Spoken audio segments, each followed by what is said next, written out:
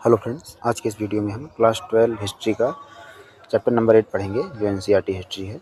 और इस अध्याय में ये समझेंगे कि मुग़ल काल में ग्रामीण समाज और ग्रामीण समाज कैसे संगठित था और उसमें किसानों, ज़मींदारों और राज्य की क्या भूमिका थी। तो यही इस चैप्टर में बताया गया है और इसी को हम समझेंगे, ठीक है। तो जो पहला टॉपिक आता है वो आता है कृषि व्यवस्था। तो खेती अर्थव्यवस्था का मुख्य आधार थी, ठीक है। किसान फसल उगाते थे, भूमि उत्पादन का प्रमुख स्रोत थी, ठीक है ना। उसके बाद आता है किसान। तो ये टॉपिक, किसान जो है खेत में काम करते थे, राज्य को कर देते थे। अलग अलग प्रकार के किसान थे उस समय, ठीक है ना, जैसे छोटे किसान, बड़े किसान, ठीक है। फिर अगला टॉपिक आता है ज़मींदार। तो भूमि पर अधिकार रखते थे ज़मींदार, किसानों से कर वसूलते थे और स्थानीय स्तर पर जो है वो शक्तिशाली थे, ठीक है। उसके बाद टॉपिक आता है राज्य। तो मुग़ल शासक जो है शासन करते थे, कर प्रणाली जो है लागू करते थे, प्रशासन जो है चलाते थे वो, ठीक है।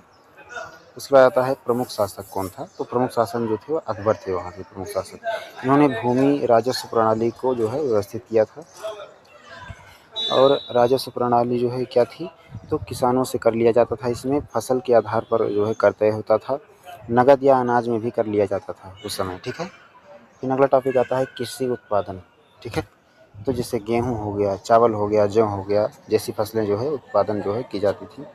उसके बाद आता है नगदी फसलें।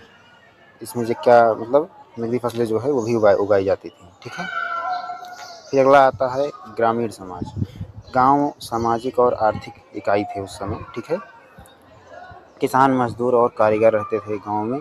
समाज में आपसी जो है निर्भरता